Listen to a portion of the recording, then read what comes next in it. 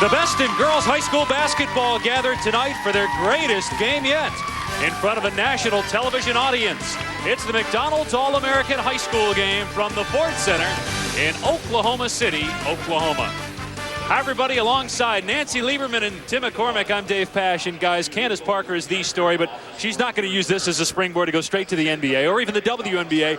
She's going to Tennessee, but Tim, we've got her here tonight. Yeah, and she's absolutely special, Dave. She blew us away as the dunk champion, two-time National Player of the Year, and right before our eyes, she is changing the game of the center position for girls the way Cheryl Miller did back in the early 80s. And Nancy, you worked the regional for Tennessee, going to play for the Volunteers. What are the challenges, knowing Pat Summitt the way you do, that lie in front for Candace? Well, Candace certainly is going to have to bring intensity when she shows up on the campus of Tennessee.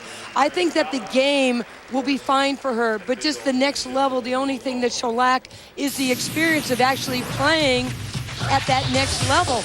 But I think she'll be fine. She told me she was dunking when she was 15 years old.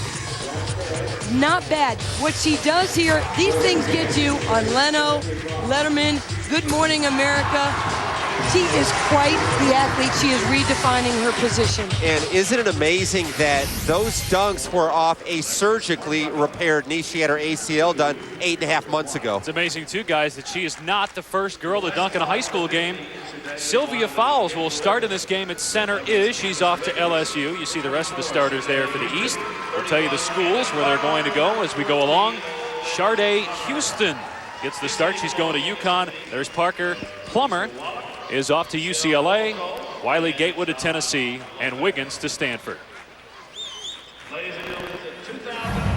Well, it's been a great week, guys, and looking forward to seeing what they have in store. It was interesting talking to a lot of the NBA scouts who were actually at the girls' scrimmage yesterday, and after a while they started asking, well, where's she going to school, and tell me about her. They were definitely interested in considering how well they were playing during the scrimmage. Yeah, I feel that the NBA scouts are frustrated by the lack of fundamentals from the boys. The girls definitely more fundamental in dribbling, left and right hand, making good passes. Really noticed just a real impressive skill level. An alley-oop to Parker to start the game. Great pass by Sade Wiley Gatewood, who will join Parker at Tennessee and play for Pat Summitt. Well, Tim, you were talking about the fundamentals. In the women's game, you still need to set a screen. You still need to have some continuity within your offense, whereas in the men's game, a lot of that's been lost because of the one-on-one. Humphrey, an excellent deep shooter. Missing that try, rebounded by Candice Wiggins from La Jolla, California. Wiggins, the daughter of the late baseball player Alan Wiggins. Candice is off to Stanford in the fall. Parker gets her shot blocked by Sylvia Fowles, but it'll stay West basketball. And without question, Sylvia, the premier defender, but she had no answer. Beautiful delivery, kept the ball high. And Candace Parker, as advertised, putting the ball in the rim. See what happens when you turn your head on defense and look at the ball. You lose the player, even in an all-star game. And Sharday Houston, who averaged 35 points per game for San Diego High School. He's fouled by Fowles. And West coach for this game, Kathy Self-Morgan from Duncanville, Texas. 80% winning percentage at Duncanville High School. It's absolutely legendary what Duncanville High School has done. The great Sandra Meadows, who passed a while back, really built that program into something special. And, you know, when you have guys like Tamika Catchings coming through there, you know you've done something right. Houston, who broke Cheryl Miller's all-time California State scoring record, gets the free throw, and it's 3-0 West. I heard the comparison that she plays a lot like Swin Cash. Nancy, do you agree with that? You're talking about Houston? I like the fact that she can shoot the ball from the outside. She's a little bit more physical, I think, at this stage of her career than Swin Cash, but Swin certainly developed. Talking about redefining the three spot. She can step out and shoot threes. We've seen a lot of shot blocks early in this game. You get the sense that these ladies have played at a certain level in their high school. They're not used to going in and having so many great shot blockers. There's the girls' three-point shooting champion, Sade Wiley Gatewood. The one thing that really is impressive to me is not only can they shoot and rebound, but they all average 3 or 4 assists a game. This game is off the bounce. The future of the game, you've got to catch and shoot, but you must create your own shot. Another block shot. Tim talked about that just a moment ago. It's a jump ball, and it will be East basketball. And coaching the East is Al Austin from Jacksonville, Florida. We talked about the 80% winning percentage for Kathy Self-Morgan. How about a 93% winning percentage? It's stupid when you only lose 59 games and you win 716. It's crazy. Al, you should not be retiring. You should stay here and share all your knowledge with the coaches and with the players. Nancy had a great perspective, though. He said over his 26 years, he can't believe how big and athletic these players are. He said when he took over, it was 2-on-2 defenses. Everybody walked it up, passed it around, a very non-athletic game. Yeah, and you know what happened? As you see the nice three-point shot, not a lot of defense being played, but that would be NBA range right there by Wiley Gatewood. What I like is the fact that we've watched you. We've watched the guys, and you've shown us what the next level is. Well, you watched Tim, you haven't watched me, which is a good thing, believe me. Houston, nicely done. Sharday Houston. She just appears to be a natural scorer. You know, she does everything well, and at the end of the game, no matter whether she plays great or not, she's always going to have her points. They call Parker with the foul, even though she blocked the shot. She kind of laughs it off. Candace, coming from a basketball family. Her dad, Larry, played at Iowa. Her brother, Anthony, played for the Philadelphia 76ers. Yeah, he played 2 years for the Sixers. He played a year for the Magic. Now he's in Israel playing in the Euro League. You know what? It's pretty good when you average 22 points on 12 shots. That's efficiency. This is Erica White, who will be going to LSU, who was in the Final Four this year. White coached by Al Austin in high school. She reminds me a lot of Tamika Johnson, who's the point guard currently for LSU. But the fact that she's going to get to play with Simone Augustus, who's averaging well over 25 points in the NCAA tournament, is going to be just a gift. She's absolutely the best dribbler in this game. Coaches just raved about her ability. I don't think anybody took the ball from her all week long. White puts it in there, and West has a 5-point lead.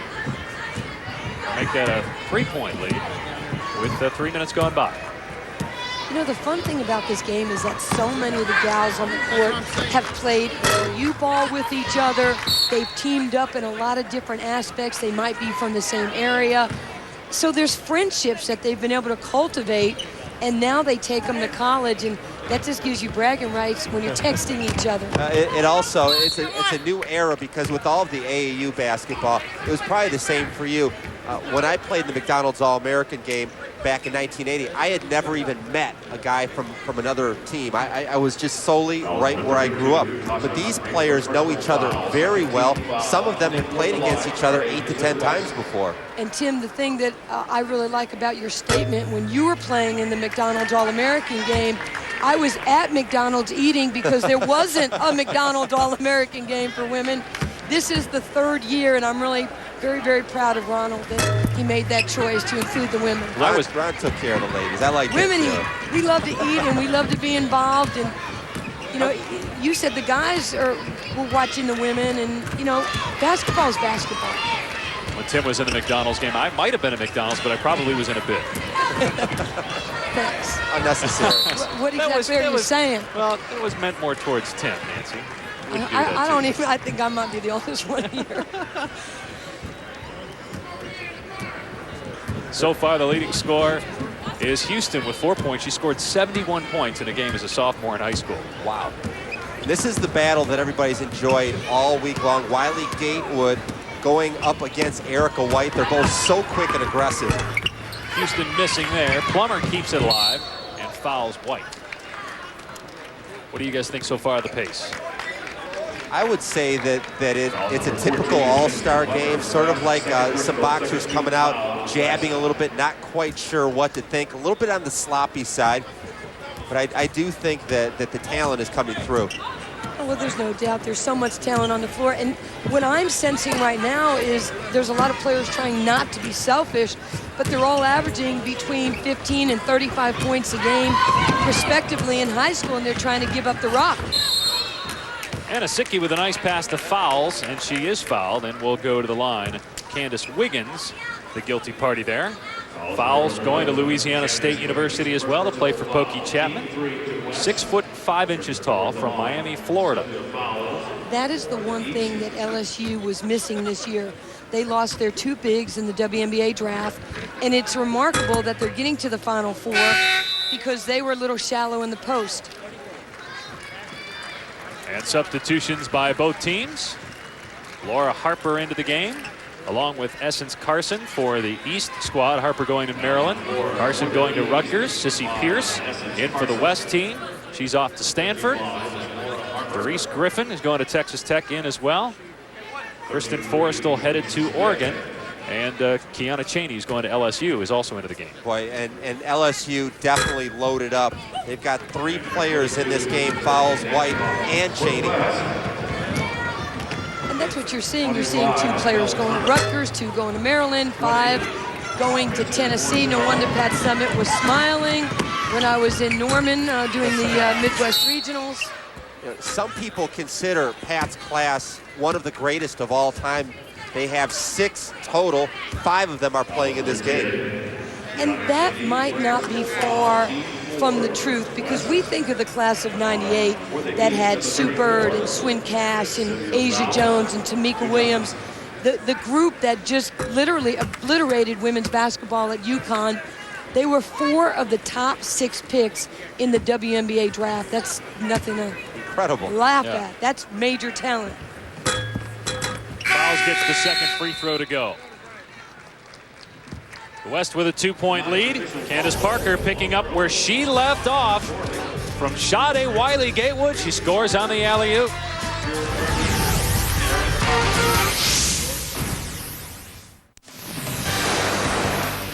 ESPN2's exclusive presentation of the McDonald's Girls High School All-American Game is presented by McDonald's and in part by Best Buy.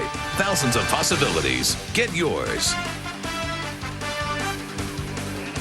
Welcome back to the McDonald's High School All-American Girls Game here in Oklahoma City. Dave Pasch, Tim McCormick, and Nancy Lieberman. And out of the game right now is Candace Parker. What'd you think, Nancy, from the 4.5 minutes we saw Candace out there? Well, I like the fact that they went alley-oop, the first player of the game. And, you know, you're going to see a lot of substitutions because the players have to play at least 12 minutes in this game. And I actually like the rule.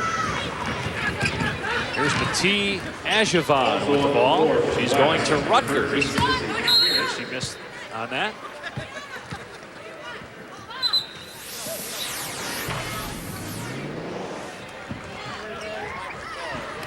There's the alley-oop to Parker. And then here's the block on the other end. That's nice. She's just so long and can extend herself.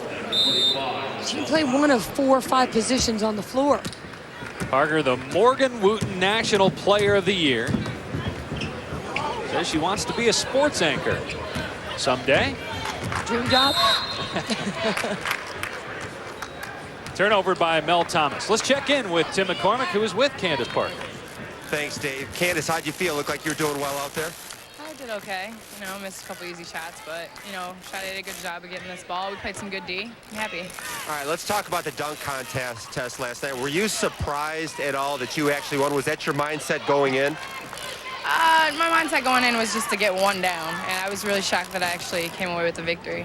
5 out of 6. The boys, have you talked to them about going in and beating them in the dunk contest? No, I'm not a talker. I just go out and just play, and they've been very supportive. All right, talk to us about the celebrity. All of a sudden, everybody wants to talk to you. Letterman, Good Morning America, all the shows want to talk to Candace Parker. What's that feel like? I mean, I just try to take it in stride. I mean, I'm happy to close my high school career out like this. I mean, you know, playing the McDonald's All-American and getting opportunities like going out to New York and, you know, and playing here. Nancy's been a mentor to you. You guys have talked on the phone a lot. What messages has she given you? She just said stay strong and just remember, you know, that we're all sisters in this game, you know, of basketball. And, you know, the point of it is to grow the game of women's basketball. All right, congratulations. Have fun. Dave, she's ready to go. All right, Tim, she'll be back in the game shortly. How about that shot by Essence Carson for 3 on the other end for the East team? Dave, what I meant with Candace was to give me some of your skill and share the game of basketball. I can pass it on. But what I love about her is her family. Sarah and Larry, her mom and dad, are wonderful role models, and they really keep her grounded with all the success she's had at such a young level. Ajavon misses there. Harper with a putback. The power forward who's off to Maryland will play for Brenda Freese, averaging a double-double at Cheltenham High School in Pennsylvania. Well, I like her. I really like Laura Harper's game. She's really playing well. She had broke her hand, had it surgically repaired. She was just itching to get back and start playing ball. Foul on Shantae Black. Doris Griffin, who's going to Texas Tech, where her mother played. How cool is that? That's the next generation of women's basketball. Harper and Crystal Langhorne both going to Maryland and both playing for the East squad here tonight.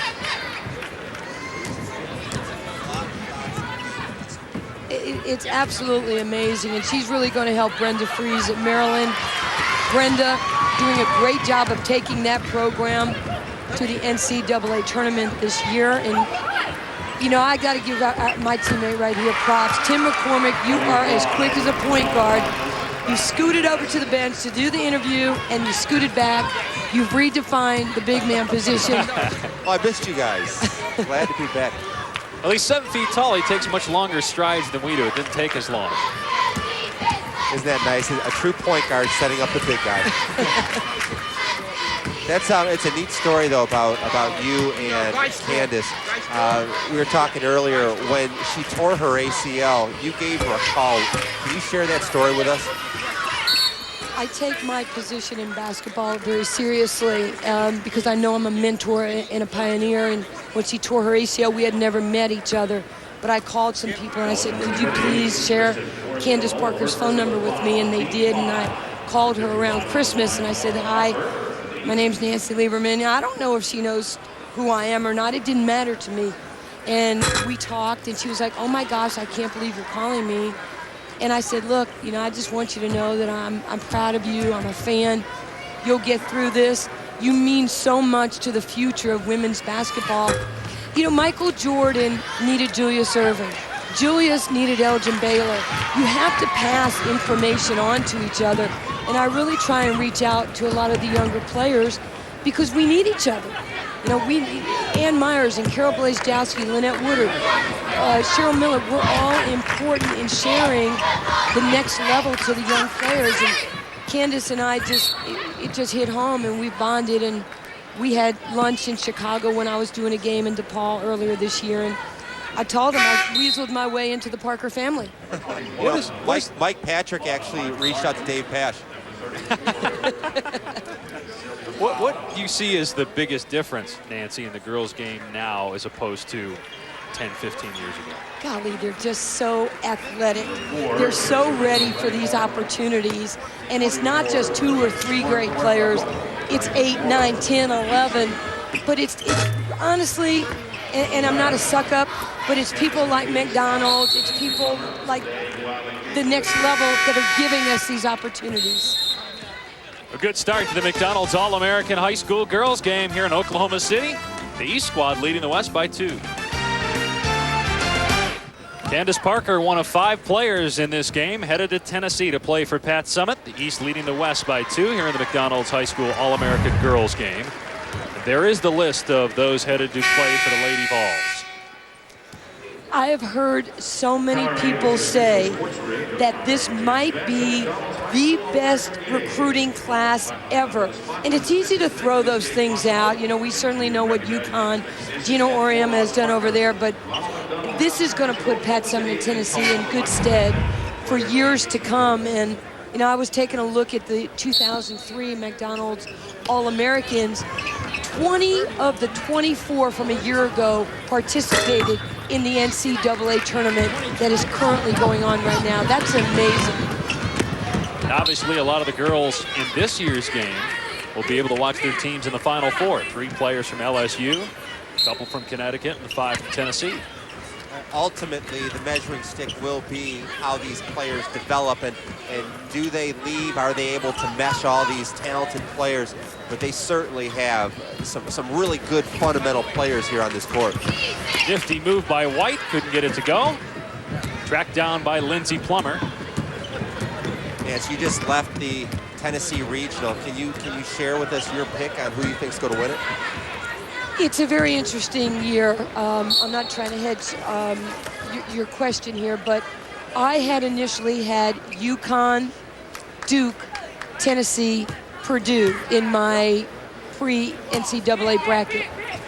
LSU just did a great job. I think they're working on a lot of emotion with Sue Gunner being sick and handing the team over to her assistant, Pokey Chapman.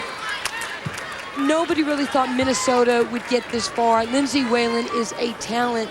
They are by far the surprise of the tournament. But between her and Janelle McCarville, they are legitimate stars. The Big Ten is a monster conference. I think it's going to come down to Connecticut and Tennessee. And I'm going to let you guys pick it from there because they're both great programs. Yeah, and Whalen has been so much fun to watch in this tournament. She is so tough.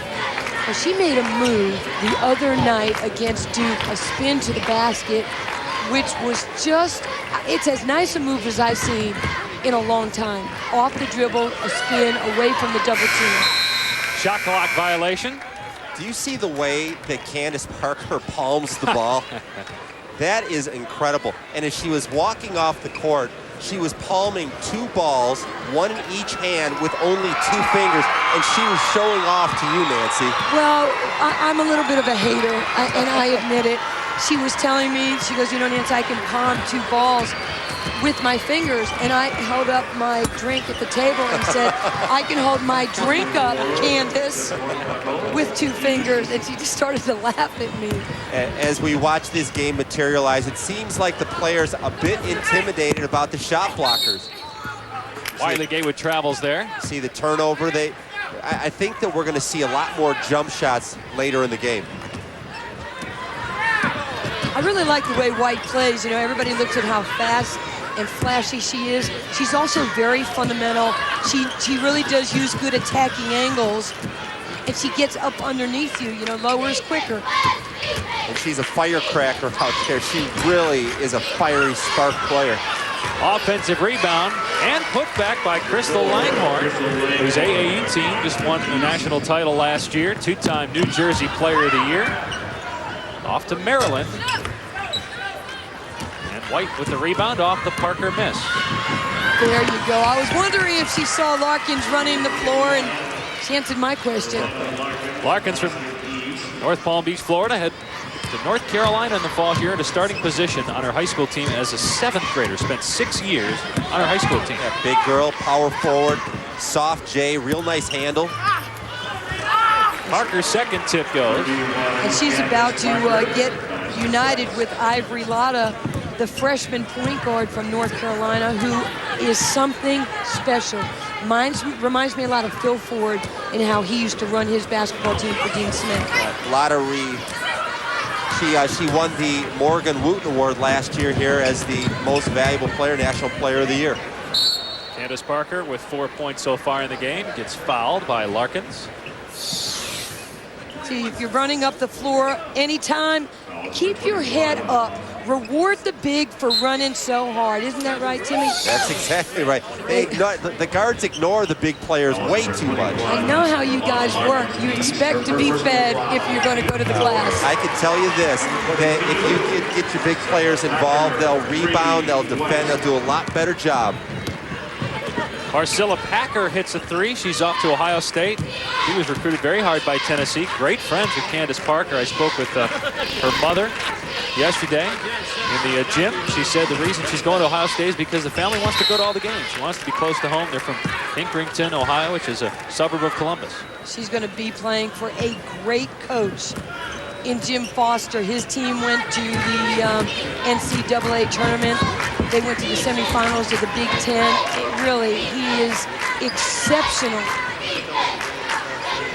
Do you think it's a major statement that the 4 teams in the Final Four this year did not win their conference tournaments? Isn't it amazing that you're right, the first time ever they're at large bids, and it just is showing you the parity in women's basketball.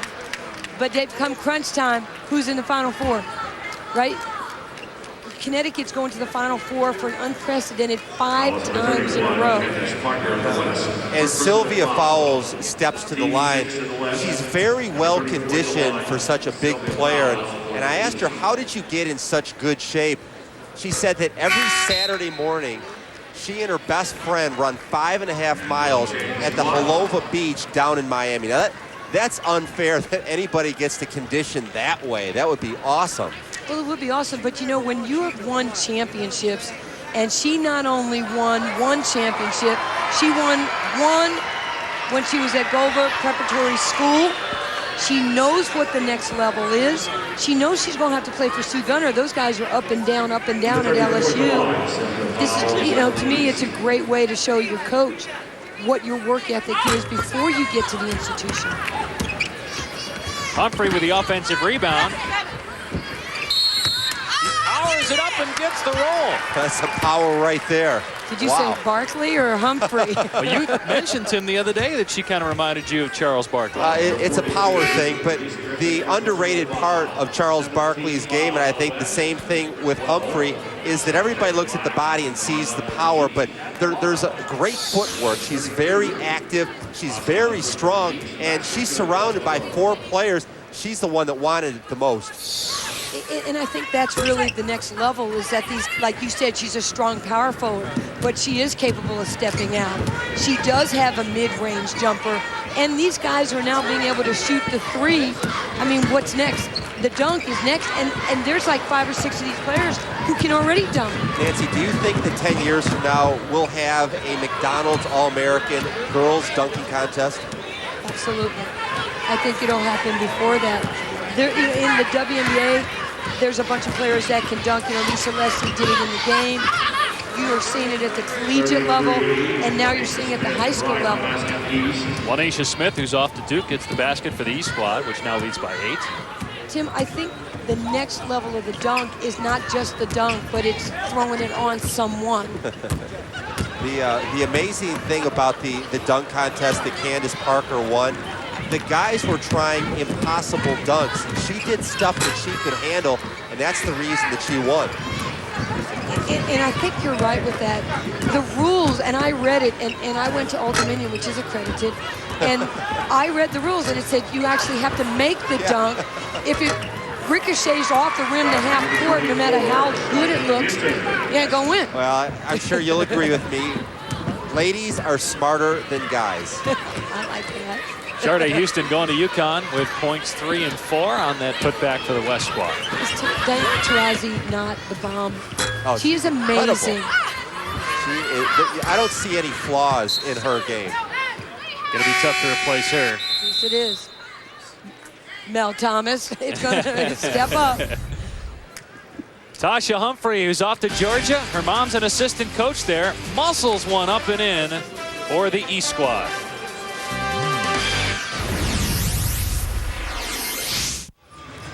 Welcome back to the McDonald's High School All-American Girls game. The East leading the West by 6.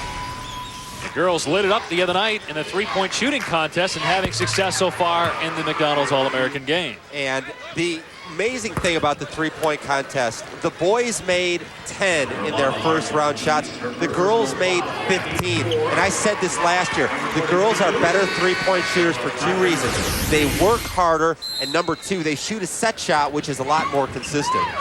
Well, anytime you can set your feet with elevation, there's different levels of elevation, so you never know if you're changing the shot at the top. But you're right, girls do set their feet. Travel by Sharday Houston, who's off to Connecticut. She's the leading scorer so far for the West team with 6 points. Tasha Humphrey is the leading scorer. You saw her just there, 32 in red. It looks like he's not lifting weights like he used to, right? Needs to eat more Big Macs. He doesn't. He said he is redefining who Ronald McDonald should be in this game. Do they have a low-carb McDonald's menu? If they do, he's definitely on it. They used to say, Ronald, your fries go with that shake. And now they just go, Ronald, you've lost some weight, buddy. Well, he's tall. That's the tallest Ronald I've ever seen. He looks like he's about 6'5". He almost looks, you know, if maybe we can get that back, he almost looks a little bit like McCormick there. If you take off the wig. No, he was taunting Tim. I saw that. A little trash talking. See? A little bit. Take off the hair. M for McCormick. That is too funny. I can't believe you lent him your lipstick. I thought that was our little secret. These players are very good off the dribble. As I say that, it gets stripped, but the key element is that they dribble right and left-handed so well. There's Mattia Ajivan, who has overcome just a horrible story. She has on her headband there the name Shani, and Shani is Shani Baraka, who is an assistant coach at her high school in Newark, New Jersey, who was murdered last summer in August. And Mattia is dedicating this season in her career to Shani, and there Ajivan gets a basket, push the lead back to 8. And Vivian Stringer's backcourt appears set for the next 4 years with Essence, Carson, and Mattia. She's going to be able to step in and learn from the All-American Cappy Pondexter, who has one more year. And if anybody understands tragedy, it's Vivian Stringer. Her husband passed away unexpectedly years ago of a heart attack. Her daughter's been in a wheelchair for years. Her son's had problems. Stringer is just one of the most gifted, caring coaches I've ever been around. Well, Ajivan's going to a great place. She's a Hall of Famer, but she's a legend as a woman. Nancy, would you ever want to be a college coach? I wouldn't mind teaching the game. I love to share the game of basketball. A lot of kids, WNBA kids, come through Dallas, and I work with them, kind of like what Chris Carter does with the football guys down in Florida. I'm real big on conditioning, like I did with Martina Navratilova. And obviously when I played at 38 in the WNBA and the oldest player of the inaugural season, the conditioning was very important. Did I answer the question? Absolutely, you said yes. I would, because I love the game. Ajivan with the basketball. Mel Thomas, who's going to Connecticut, is guarding her. Fouled in the play is Shante Black. Wiggins commits the foul. Black is going to Duke. She'll likely play center next year for Gail Gestencourt. Probably not starting right away. She's a stopper on defense, really good shot blocker. Well, you're looking at a player that you mentioned, a shot blocker, but she also runs the floor really well. She's very good back to the basket, as she just showed with that pin. But to go to Duke, it helps to be an honor student, and she is an honor student. 2 points for Black, who averaged 20 points and 14.5 rebounds. You know, you guys talked earlier about assists. Black averaged 4 assists, which is great for a 6'5" center. It's impressive. With Elena Beard graduating in Taurasi, who do you take number 1? I think that Taurasi's the first pick. I think Beard is the second pick. I believe Lindsay Whalen will be the third pick. I think Vanessa Hayden from Florida will be the 4th pick. Then you've got Nicole Powell, Kelly Mazzanti, the all-time leading scorer in the Big Ten. There's Tandy Jones from Houston, Christy Thomas, the big post from Georgia.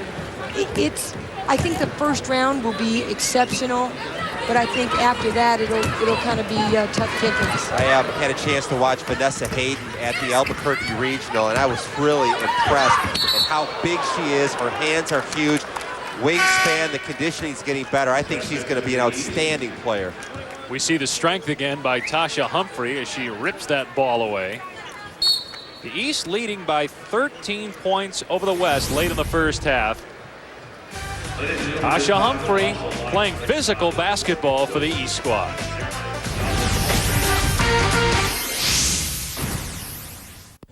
East leading the West by 13 in the McDonald's High School All-America girls game. Well, coming up, the Final Four in women's basketball.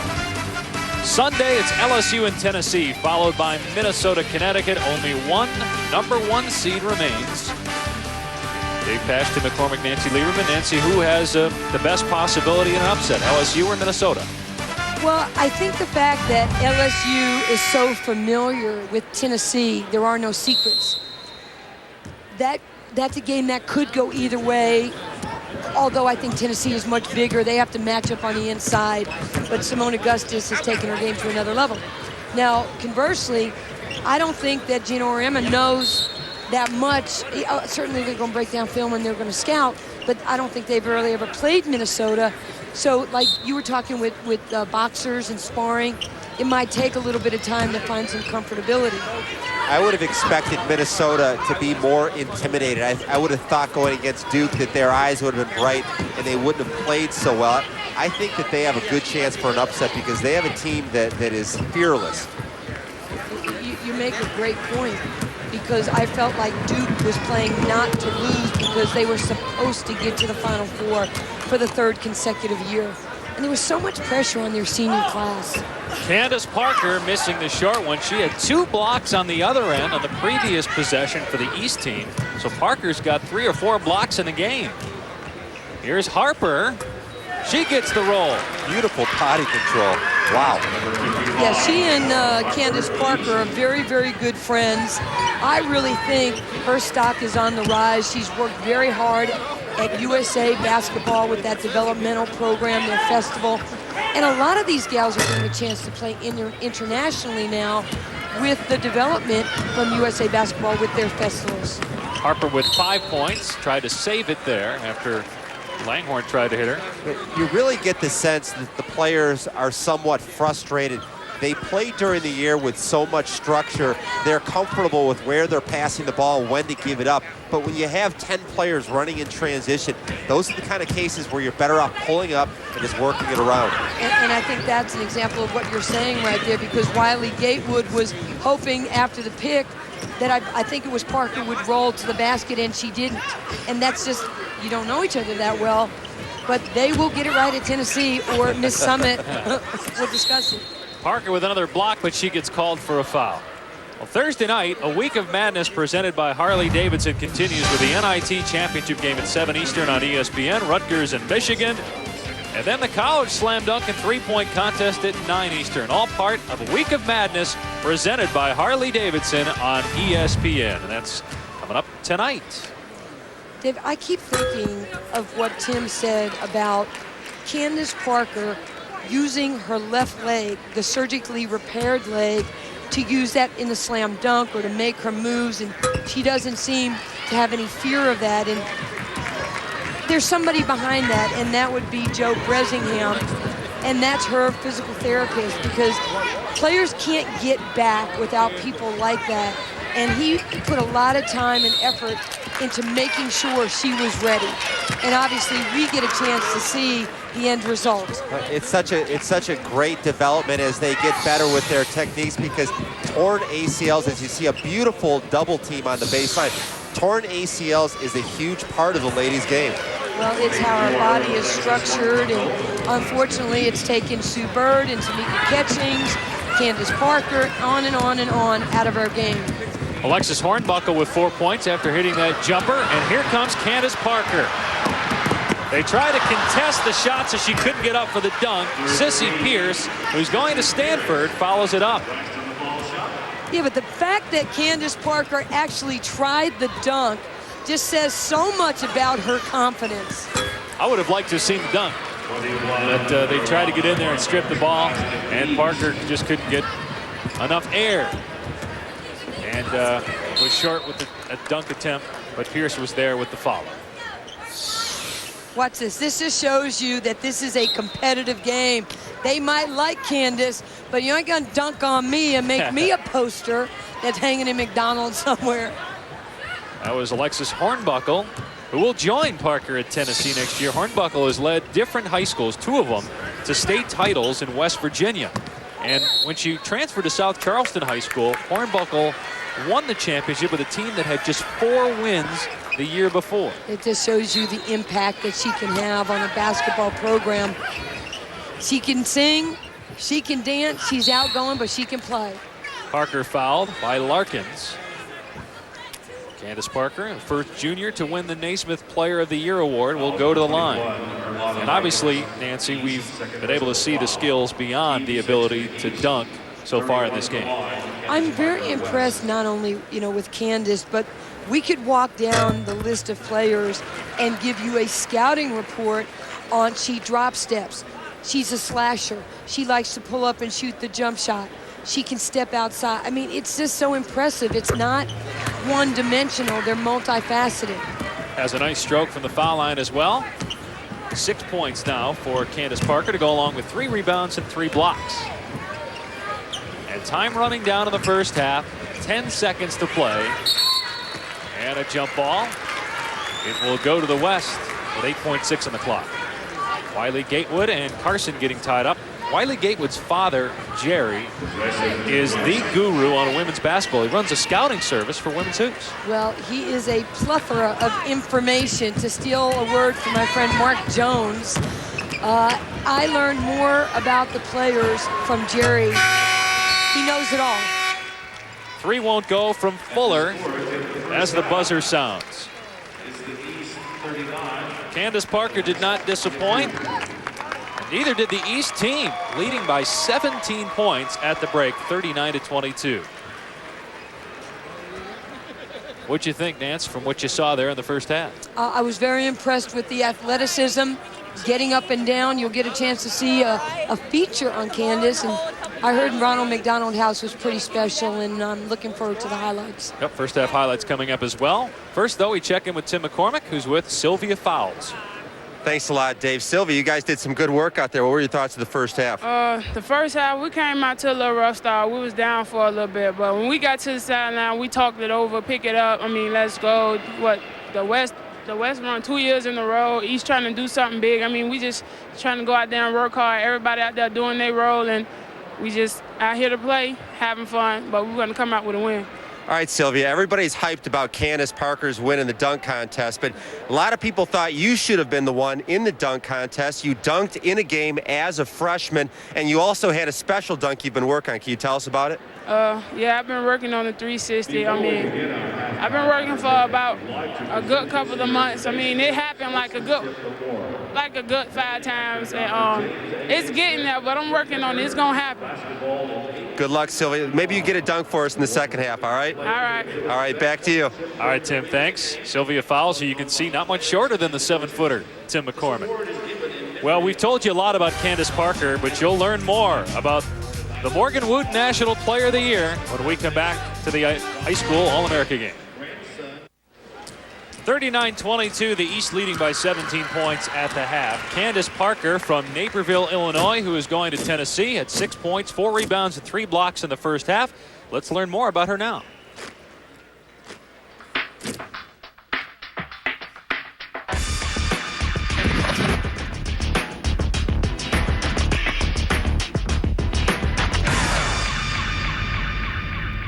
When I think of Candace, really the first thing I think of is her athleticism and her grace and the way she makes something incredibly difficult look so easy. Making things look easy is something Candace Parker has been doing her whole life. Whether it's her 3.59 grade point average or her back-to-back state titles, Candace is a true leader. It wouldn't take a rocket scientist to figure out that she's the best player we've ever had. But this is my 16th year as the basketball coach, and she loves the game more than anybody we've ever had. The game just brings excitement, and it just is a feeling that I really can't describe. It's like I'm hungry all the time to play the game of basketball. And that hunger has fueled a work ethic second to none. Candace is the first one to the gym and the last one to leave, and she loves the game, and she understands that the opponent is the game. Basketball is definitely in Candace Parker's blood, with a brother playing professionally and a father who doubles as her AAU coach. She's learned a lot growing up. As a child, I witnessed numerous arguments with my brother and my father and my mother after games.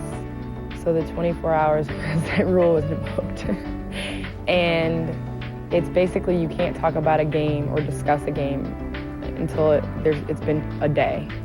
And then you have a better perspective. Perspective is something Candace Parker definitely is not lacking. I'm really excited to be involved with the McDonald's All-American game because it does give back to charity. I mean, as athletes, we're involved with game and we're so, wrapped up in the game of basketball, and we sometimes forget that, there's other things that go on in life. Two-time state champion, two-time Miss Basketball of Illinois, Naismith Player of the Year, and now the Morgan Wooten Award. So, what's her secret? Something about Candace that no one really knows. She is very superstitious. I mean, she has to have, on the way to the game, she has to go the same route to the game, every game. I have to have my finger band, have to do the same rituals before game.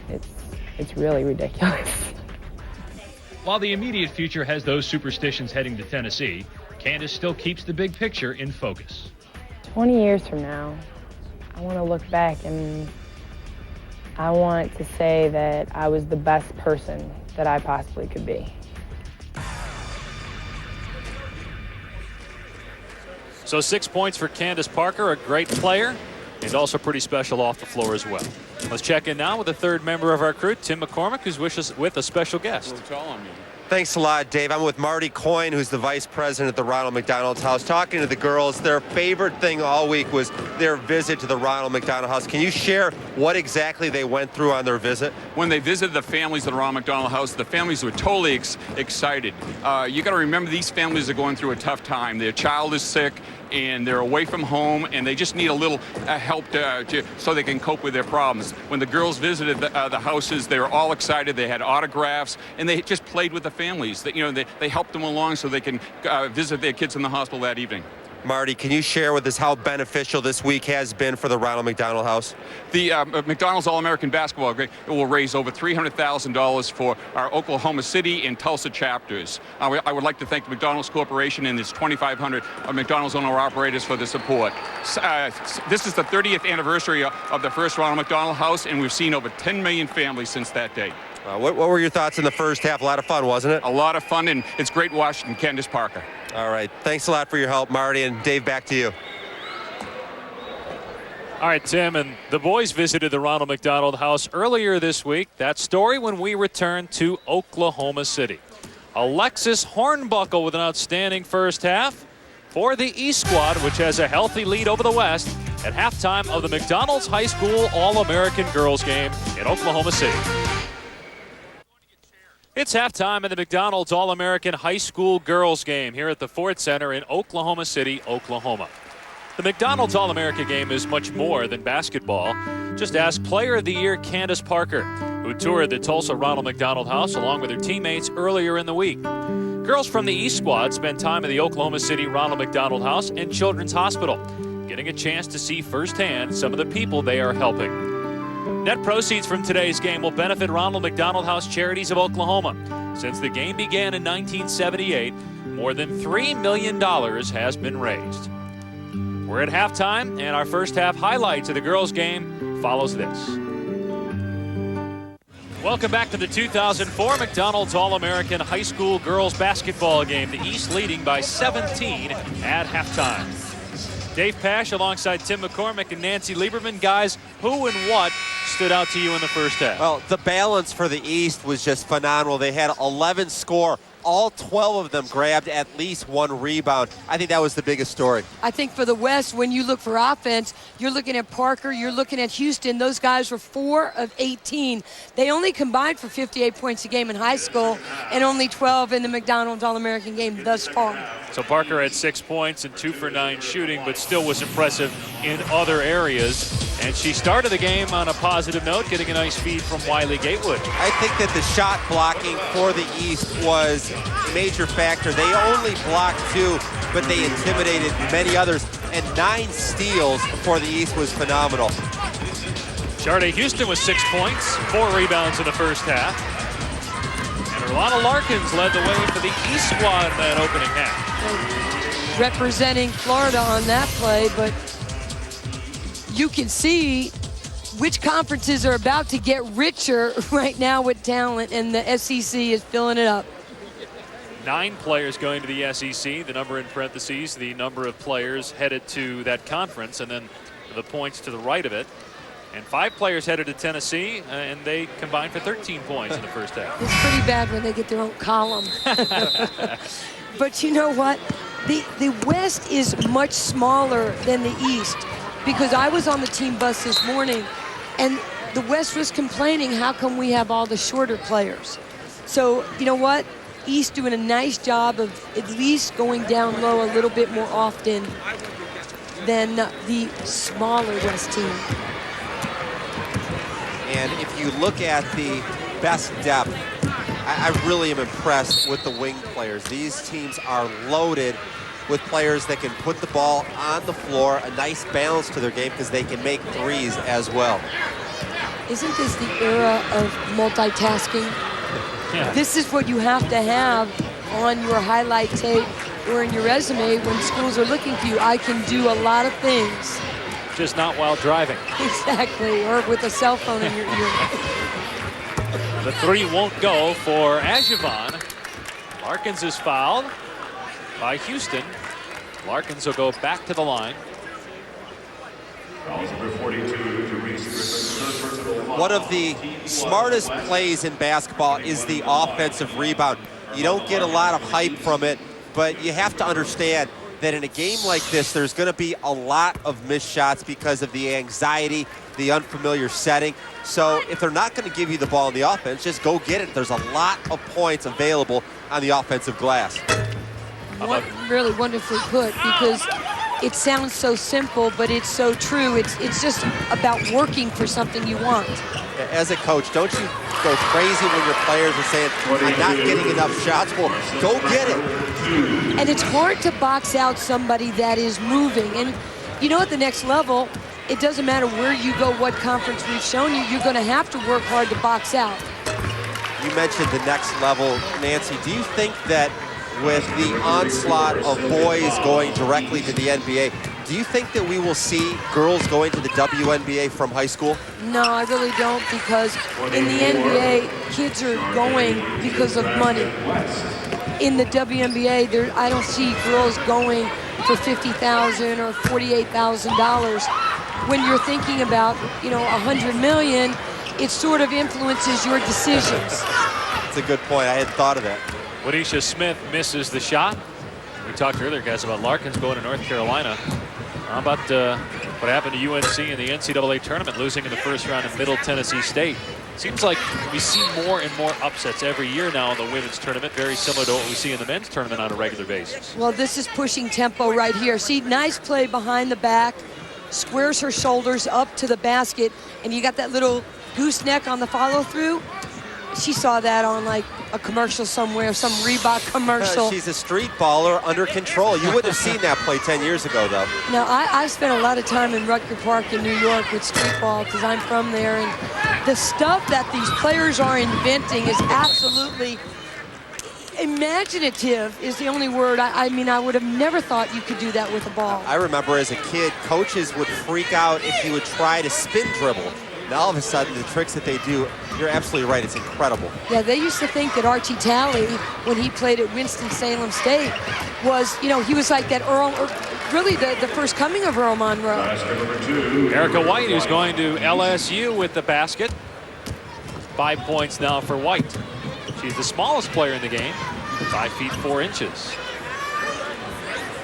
3 won't go for Plummer. Foul as Cheney tried to get the rebound. Plummer going to UCLA. She will team up with Pac-10 freshman of the year, Noelle Quinn, as you look at Erica White from Jacksonville, Florida. Don't you think that if the West is going to come back, it's got to be Houston that really puts the team on her back? When you look at her numbers, absolutely incredible that she has scored 400 more points in California than Cheryl Miller. Okay, what we're really, I want to put that in perspective. There's breaking somebody's record, or there's blowing it out of the water. Shattered. And she shattered it by over 400 points. Look at the range that they have when they shoot. Griffin with the follow. She's off to Texas Tech. We'll team up with Alicia Robertson, who led Texas Tech in scoring. She's just going to be a sophomore next year, so they should have a good team down there for Marcia Sharp. Marcia Sharp is such a wonderful teacher of basketball. Her assistants, they had a lot of injuries this year. Anytime, you lose Kirsty Greenwald to a broken ankle, Gia Perkins, your best player, on medical leave, it was a rough go. Hey, Tim, as you watch these big players like Fowles and Parker, are their fundamentals better than some of the big men that you've had a chance to work with and watch over the years? Well, I agree with that point that the number one thing that jumps out at me, Dave, is the way they keep the ball nice and high. A lot of the guys, they bring it down around their ankles and their knees to explode off the court. The girl players are much more fundamental. And it's also been so much fun to watch the enjoyment that they're having. Watch this bounce up top. That is just so nice. You bring the defender up, Larkin shows the palm. If you're a passer and you see your teammate's palm, if you can see the sight line, throw the pass. Lock and lob. I was saying how much fun they were having. The ladies went to McDonald's with the boys for lunch 2 days ago, and they had so much fun. They jumped behind the counter. Candace Parker showed her versatility. She was handling the drive-in window, asking people if they want a supersize or if they want fries with that. And then the girls all started singing the McDonald's song, and they had a hip-hop version and a country western version. Yeah, I can only imagine. It's pretty bad when Usher is taken off the charts and the jingle for McDonald's is on the charts. But you know, Candace has so much personality, and every time I'm around her and talk to her, I'm so impressed by her humility. And when she was rehabbing, she had her brother Marcus, who's 25. He goes to Johns Hopkins Medical School, and he's going to graduate in May. He came back. He came back to Naperville. They worked out Christmas Day to 1 o'clock in the morning, and he pretty much gave Mom and Dad the okay. You know what? She's ready to play. I think we should put her out there. It's really a cool family. Yeah, 3.5 GPA. Once again, she's the player of the year for the second straight time. Candace Parker, who won the slam dunk contest the other night. 8 points so far in the game for the West squad. Now, many people recognize the name Candace Parker after winning the slam dunk contest 2 nights ago, and some will remember the name Wiggins. Candace, who is the daughter of the late Alan Wiggins, former baseball player. She's the San Diego County Player of the Year the last 2 seasons. And the amazing thing about her, they say she's a better volleyball player. Maybe she'll play both sports at Stanford. But I remember a couple years ago, Outside the Lines on ESPN did a special on Alan Wiggins and Candace, and they talked about her perseverance, handling a real tough situation and doing so well with it. She tore her ACL last July and then came back in December and led her team to the state title. Well, she's a pretty special player. We talked about what Houston has done in blowing away Cheryl Miller's record. She's the third all-time leading scorer in California history. That's pretty good company to be with. Favorite players, Nicole Powell, who just played her last game for Stanford the other night, almost hit the game-winning shot for the Cardinal. Not a bad role model. Nicole Powell is better than advertised. I had a chance to see her in Tempe in the first 2 rounds, so she just took over that second-round game against Oklahoma and was unstoppable.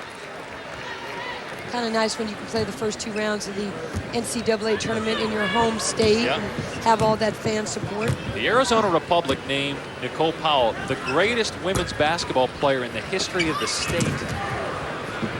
As Parker collides with Humphrey, both players seem to be all right. I had one of the scouts tell me that they thought that this was the deepest class that they've seen in the last 15 years. Do you agree with that? Absolutely. The level of talent and how diversified they are by position is the thing that strikes me. It doesn't matter if you're 6'3" or 6'4", you can still step out. Look at that. I mean, shots like that, you used to see guards doing that, you know, not bigs coming in the lane. He mentioned that in the class of Susie McConnell-Serio and Lisa Leslie and Cheryl Miller, yourself, that she thinks that Candace is the best high school player that they've ever seen. Tell you what, she very well could be, because she's long, she's lanky, she does so much. I mean, how can you say that she's not? I mean, it's hard to compare errors. Well, tonight, a week of madness presented by Harley-Davidson continues with the NIT title game, Rutgers and Michigan at 7 Eastern, followed by the college slam dunk and 3-point contest. That's tonight over on ESPN. Look out for those Wolverines coming on. And how about Rutgers? That's kind of a pseudo home game for a team that just can't win on the road, but beats anybody, whether it's in Jersey or New York, they win. That'll be an interesting game to see who has the better crowd. There are so many Michigan alumni in the New York area. Rutgers will travel well. About time something good happens for Tommy Amico. He's really a nice guy and a tremendous coach. You see Michigan, Tim, as a power in the Big Ten next year. Not a power, but moving up, and I see them as an NCAA team. Parker doesn't get the roll. She struggled from the floor tonight. Humphrey looking to push the pace. Great feed. Sort of hard to tell who is the clear-cut MVP in this game so far. It really is, but I have to tell you, that's just a nice play to draw the defense, clear a lane, and then attack the glass. Pierce. That's good to the basket. Sissy Pierce from Littleton, Colorado. She's one of the 2 kids that are going to Stanford with Candice Wiggins. I like it. She's got handle, she's got good hands, she's athletic, and now we know she can finish. And you would think that being out of Colorado that she's somewhat under the radar screen. They may be getting a player that's a lot better than the scouting services give her credit for. Look at this right here. This is really nice. See how she drew? You put it right under the arms of the defender. You know, when you're watching hockey and they shoot the puck right by the side of your face or under your arms, you just can't react and get your arm up or down that quick. Hornbuckle might be the leading candidate for MVP in this game so far. She's got 7 points. She's off to Tennessee, averaging 25 points, 17 rebounds, 7 assists as a senior in high school. Yeah. And a lot of people consider her the number 2 player in this class behind Hornbuckle. I'm sorry, behind Candace Parker. Here's Hornbuckle for 3. 10 points now for Alexis Hornbuckle. She heard you. She heard you. You know, she played in the Boo Williams tournament. A lot of the great high school kids playing that. She played with Tasha Humphreys, with Parker, and they defeated her future teammate, Sade Wiley Gatewood's team in that tournament. From the corner, Wiley Gatewood answering for 3. She won the 3-point shooting contest on Tuesday night. Dave, it's pretty cool when you're a kid in high school and you go 33-0. You win a national championship as a sophomore, 119-7 in her high school career. Incredible. It is. She's spoiled. She's about to get more spoiled at Tennessee.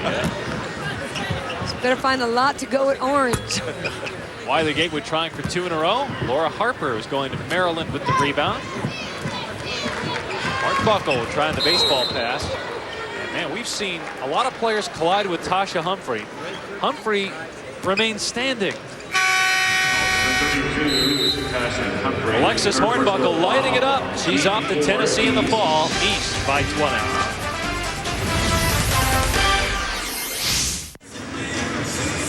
East by 20. Sade Wiley Gatewood knocked down a 3 before we went to break.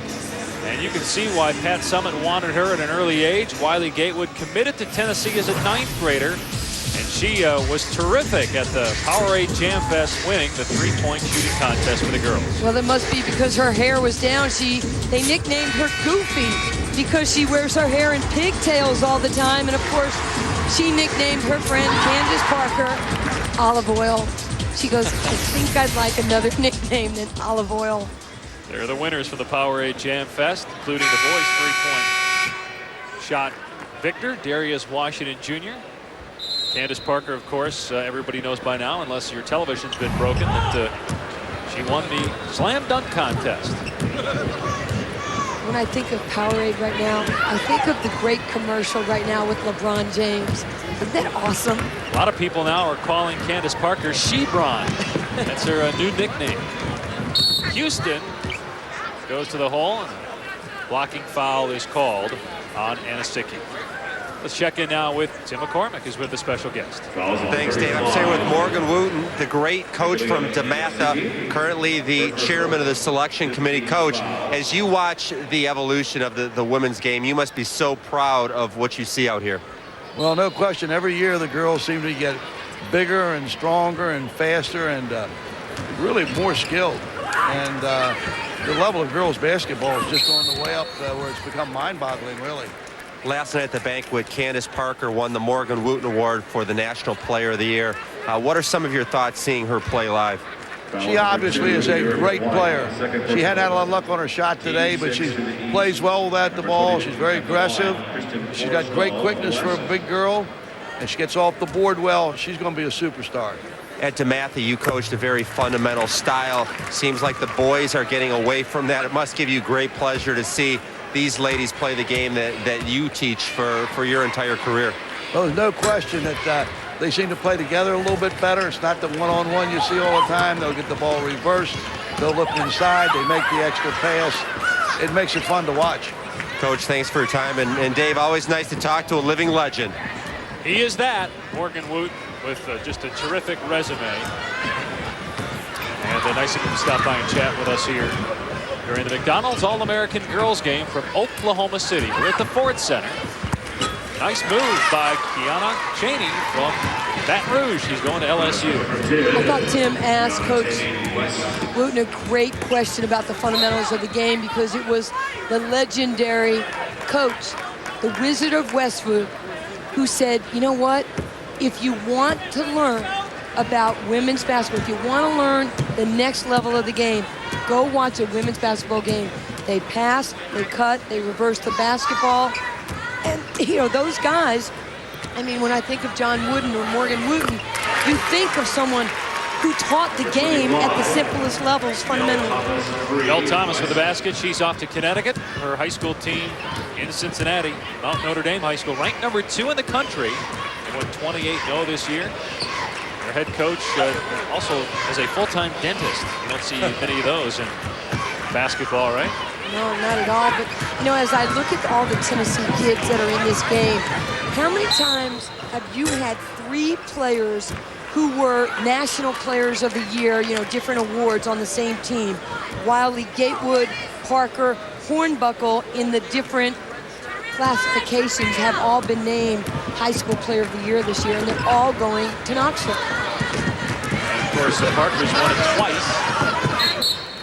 And a lot of people think, as we said earlier, that she might be the best female player to come out of high school in the last 10 years. Some think maybe the best ever.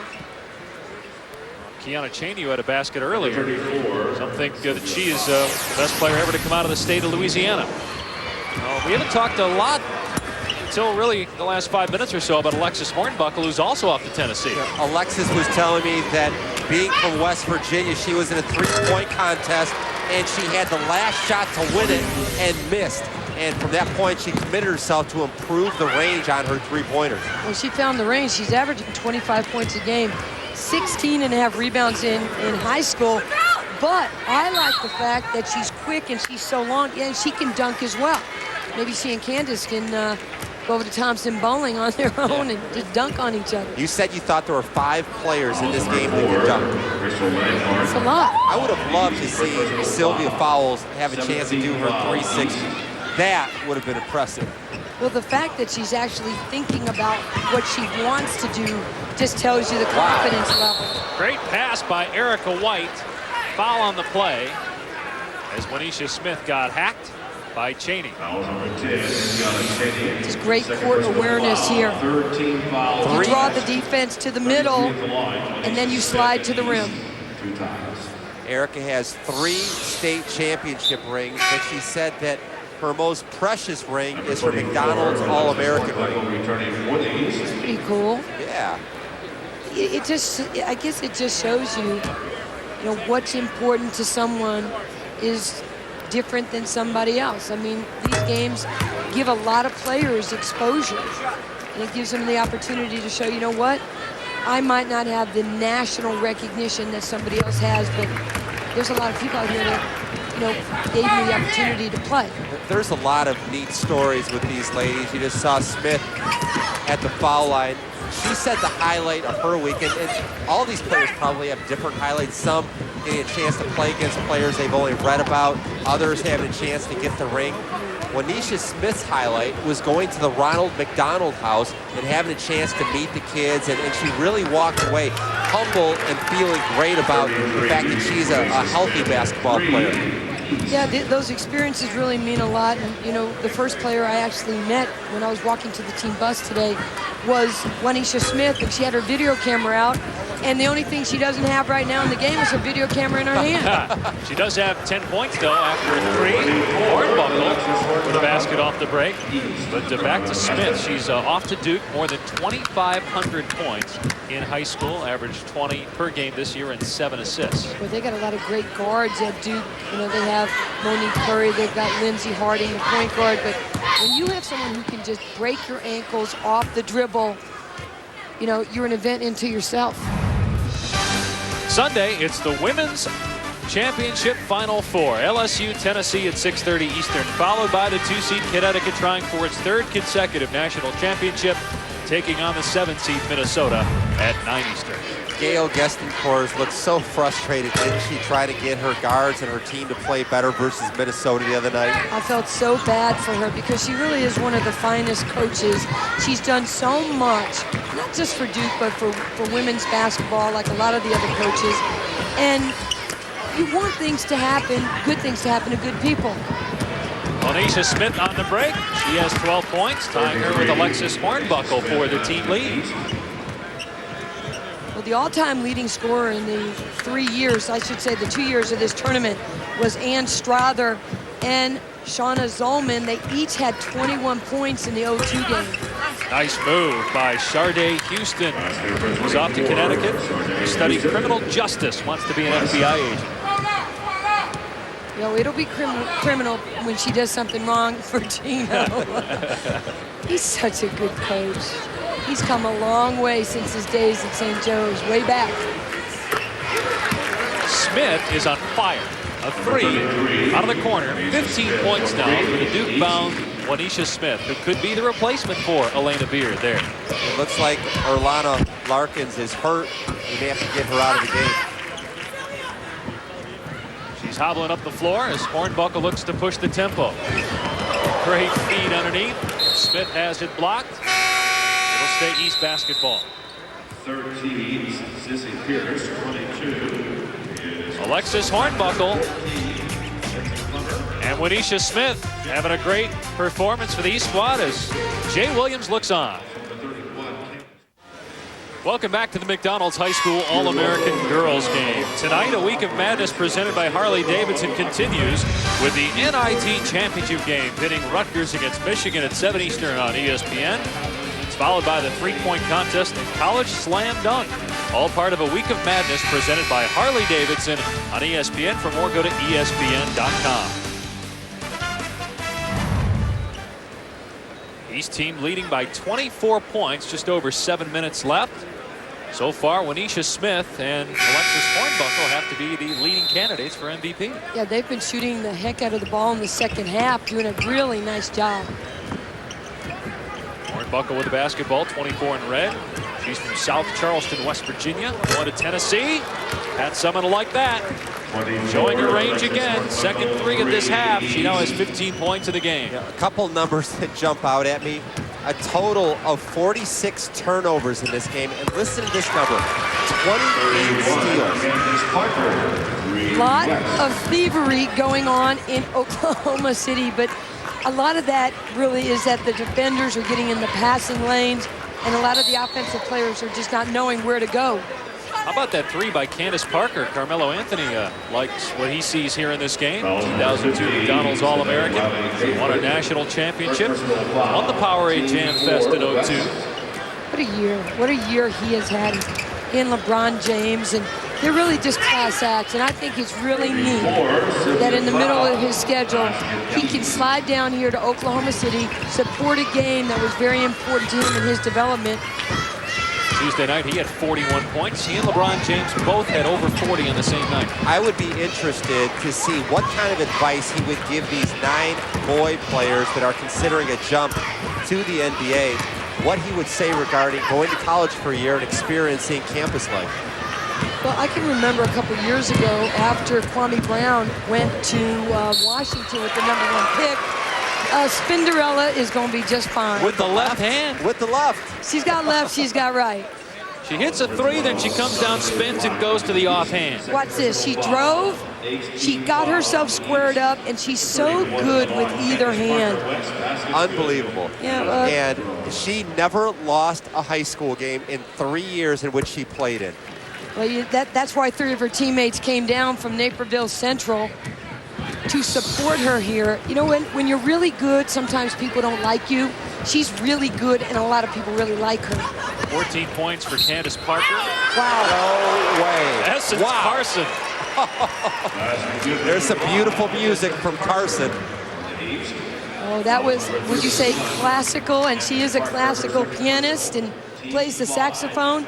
When Chopin is your favorite artist, not like Ludacris or, like I said before, Usher, you know that she is well-rounded. Well, the girls were all excited because in the hotel, she was playing Beethoven. She is a prodigy, and she's going to Rutgers because they do have a prestigious school of music. Parker again. What's been more impressive, Parker winning the slam dunk contest, or what we've seen in the last 2 minutes from her in this game? I still like the dunk, Dave. I think Morgan Wooten liked the give and go, but that's just fundamental basketball by a legend. They can't stop Hornbuckle as she scores again. Another three. She's got 18 points in the game. Man, is Tennessee going to have a good group of freshmen. Remember the Fab Five from your alma mater, Tim McCormick, Michigan. But in women's basketball, they may have the best recruiting class in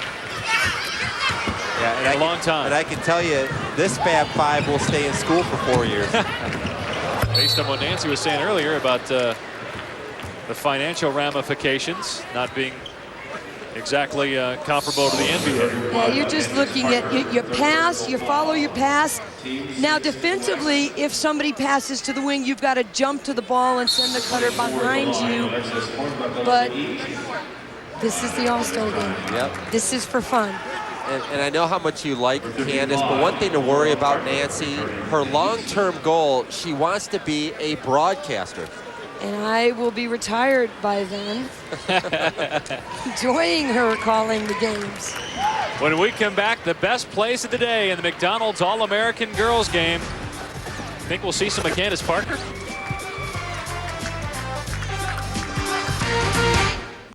Welcome back to the McDonald's High School All-America game from Oklahoma City. The East pounding the West. Take a look at our plays of the day.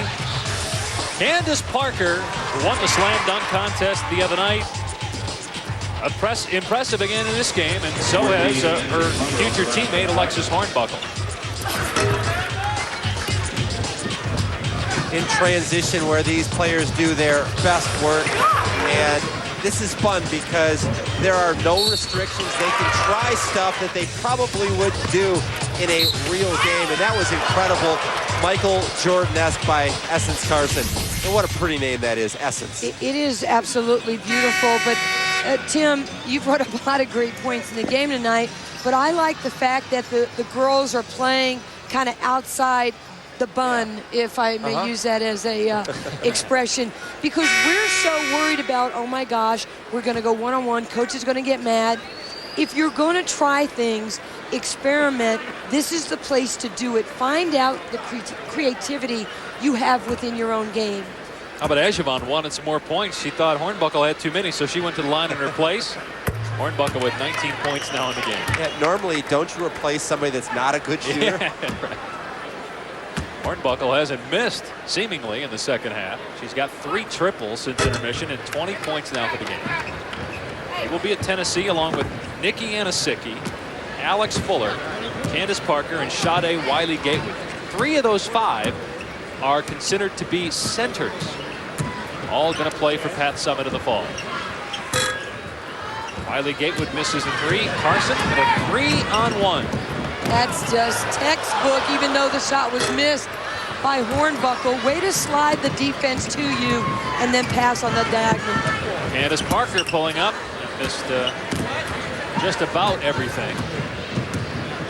Hornbuckle will slow it down now.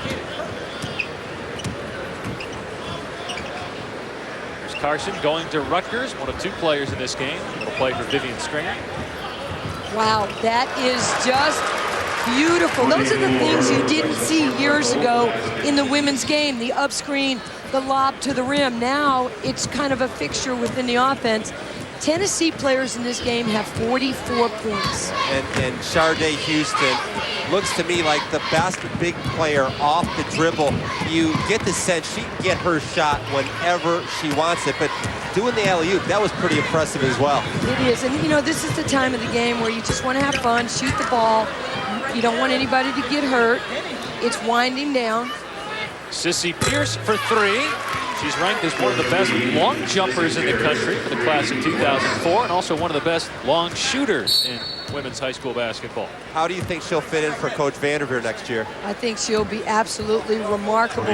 She really had her coming out party at the USA Festival in June last year. The developmental league played really well, took her game to another level. She actually wanted to go to Stanford since she was 6 years old, and as she grew up, she really appreciated the fact that she had chosen a school to like that was great academically and athletically. I mean, Tara Vanderveer's a Hall of Famer. She's a former Olympic coach. We've seen some great girls basketball tonight. On Sunday, women's basketball takes center stage on ESPN. It's the NCAA Women's Championship Final Four, a week of madness presented by Harley-Davidson, continuing with LSU Tennessee and UConn Minnesota. Who do you like in those games, guys? I'm going to go out on a limb and say I think that UConn. Okay. Well, they are the incumbent. They've won 2 championships in a row. The Big East has won the last 4, and we had a chance to see the players that have come through over the last couple of years and what universities they've been to. Yeah, and I pick UConn because they have the best player. They do have the best player in Diana Taurasi. Let me tell you what, Lindsay Whalen has proven she's not that far behind. So UConn and Tennessee will be playing in the final. They have a combined 15 players who have played in this game.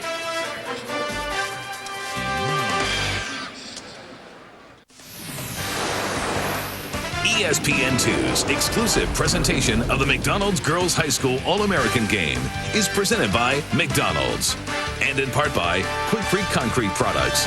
Nothing's easier to use than Quikrete. This is the 3rd annual McDonald's All-American High School Girls Game. We're in Oklahoma City, Oklahoma. Dave Pasch, McCormick and Nancy Lieberman. Possible MVPs. 2 players headed to Tennessee. Slam dunk champ Candace Parker. And on the right, Alexis Hornbuckle. Boy, Hornbuckle has just taken her game to another level in the second half, showing us everything she has in her game. 22 points for Hornbuckle, and her 6 rebounds lead the East team. Yeah, and I think that you have to go with the MVP for the team that's up by 27 points. So you're not going with Candace Parker, you're going with Hornbuckle. I agree with you. I think she is the leading scorer in the game and the leading rebounder for her team. And her team's up by 27. Here are the MVPs from the last 3 years. And to show you that there's such impact players, Katie Geralds was the 2nd leading scorer behind Sharika Wright, the All-American for Purdue this year. She came off the bench and gave them firepower, double figures. Shoshana Zolman can just light it up from 3. She had a big shot in the Tennessee win over Stanford at the end of the game. Shebron hits the first free throw. She'll have one more. Shebron, you think that's going to stick? Yeah, I was talking to someone earlier today, and they used that. And I said, oh, I got to use it. That's great. And they said, sorry, it's already been all over ESPN. And David Letterman trying to get her on the show. Shebron as in LeBron, for those of you that just tuned in. and also, I'm so impressed that she's not playing her A game today. She's not shooting the ball like you would expect, but she has kept at it. And now all of a sudden, what was a terrible first half, 2 out of 9 from the field, she's been very solid here in the last 10 minutes. I'm sorry, Dave. In an all-star game, the guards have the advantage because the bigs have to have you give them the rock, or they can't do their thing. See, I'd love to hear you give some love to the big people. That's great. Let's take a look and enjoy the work of All-American Candace Parker. She does it in so many ways. She can take her player off the dribble, and with the left, she showed the range and also getting inside. She's just so good. And as I heard from Nell, Coach Fortner said that she's like Neapolitan. She can do it in all 3 ways. They'll have to look that up in the dictionary to come up with that one. Humphrey with the fadeaway. The 2-time Miss Basketball in Georgia. Well, it was interesting, guys, when Candace Parker was coming back on defense the last time down the floor. She was looking, Carmelo Anthony was sitting right in front of her.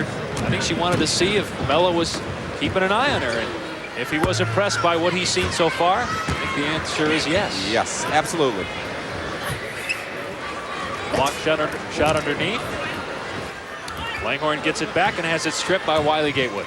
That's one of the things with a game like this and with the guys being here. If you don't think they play to kind of see if the guys are sort of watching or if the guys are looking to see if the gals are watching, there's some pride here. There's a little of that going on. Parker again.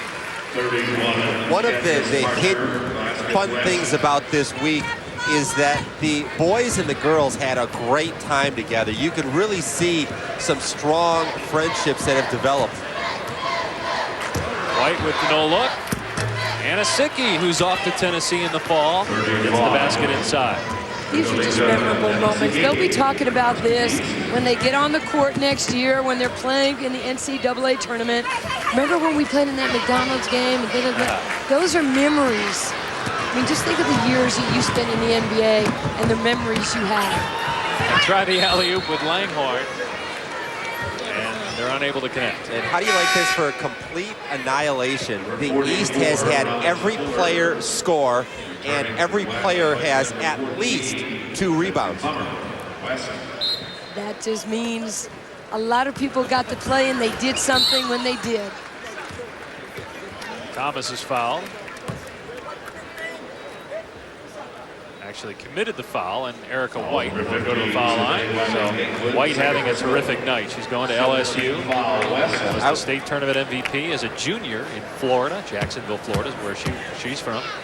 Dave, I want to send out congratulations to the people from the Ronald McDonald House and Powerade and Coca-Cola and all their sponsors. The city of Oklahoma City has been a great host, and this event has come off flawlessly. Well, that's 2 big events in the state of Oklahoma in a short period of time. They were absolutely stellar. The fans in Oklahoma, in Norman, for the women's Midwest region. Pretty tough when Sherry Cole's team got eliminated. The fans came out, supported women's basketball.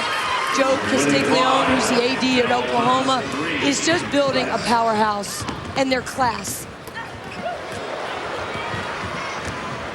Comes Mel Thomas, who just hit a 3 last time down the floor.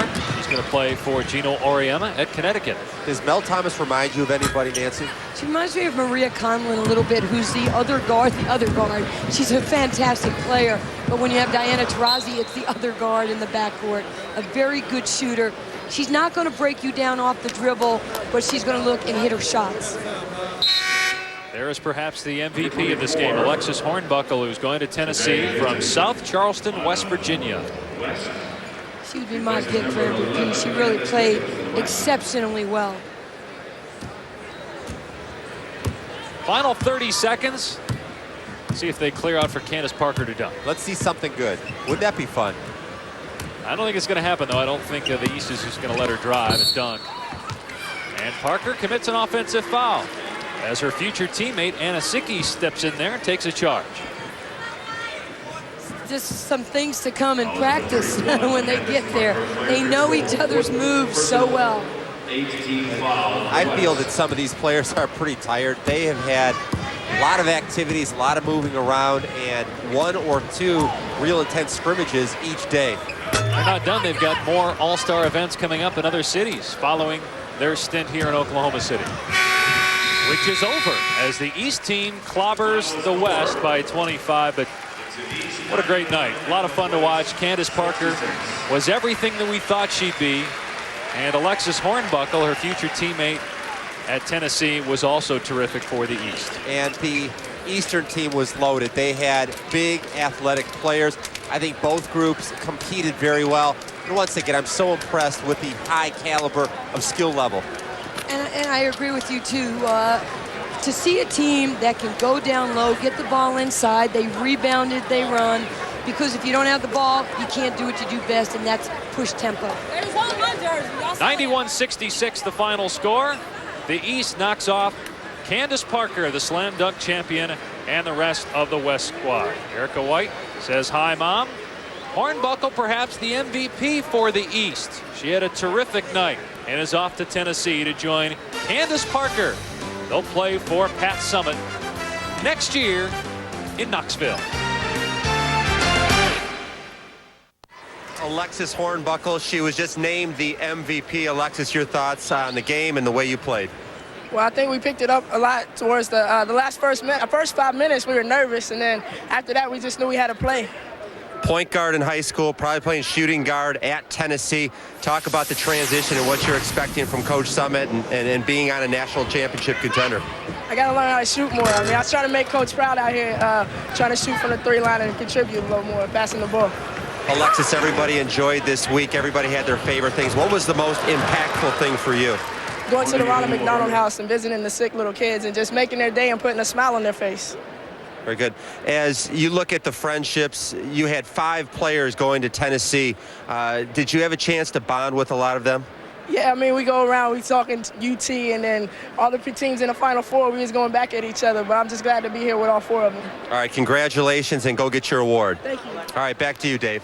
All right, Tim, appreciate it. And Alexis talked to Nancy Lieberman about shooting better from 3. She did pretty well. She was 4 for 5. Well, she did, and she really looked a lot more at ease in the second half. But I thought the fact that the East went to the foul line 25 times, 10 more times than the West. They had 17 steals. That said a lot about the outcome of the game. Hornbuckle had 22 points, 6 rebounds, and she is the most valuable player in the 2004 McDonald's High School All-American Girls game. And Candace Parker didn't disappoint either. She had a double-double, 19 points to go along with 10 rebounds. Well, she obviously supersized her effort for the game today. It's not a surprise that great players, raise their game in situations like this. They're ready for the next level, every one of these players. Parker also had 4 blocks in the game, and she's standing by right now with Tim McCormick. All right, with Candace Parker here, she really turned it on in the second half. You showed everybody that your game is for real. Tell me a little bit about your experience in the game today. I mean, it was a fast-paced game. I think we played hard, and it just didn't come out the way we wanted it to. As you look back on your week here with the Ronald McDonald game, what are the most impactful things that you went through? Just, I think going and visiting the Ronald McDonald House was emotional experience. I mean, you see kids, and this is what this game is really about, is the charity. And I mean, it was just fun visiting with my friends and getting to know them better. Now, on your finger, you wear something that's kind of cool. Can you explain what it is right there? Allen Iverson sent this to me for Christmas, and I wear it every game. If I'm without it, I'm lost. And her brother, Anthony Parker, played with Allen Iverson, and she's a heck of a player. Dave, back to you. All right, Tim, and Candace upset that her team loses 91-66 to the East. Coming up next, Sports Reporters Prime Time here on ESPN2. The East wins it 91-66, the final score. Alexis Hornbuckle, who's going to Tennessee, is the MVP of the game. 22 points, 6 rebounds, 2 assists, and 2 steals. This has been a presentation of ESPN, the worldwide leader in sports. For Nancy Lieberman and Tim McCormick and our entire crew, I'm Dave Pasch. Once again, the final score from the 2004 McDonald's All-American game. East 91, West 66. Good night from Oklahoma City.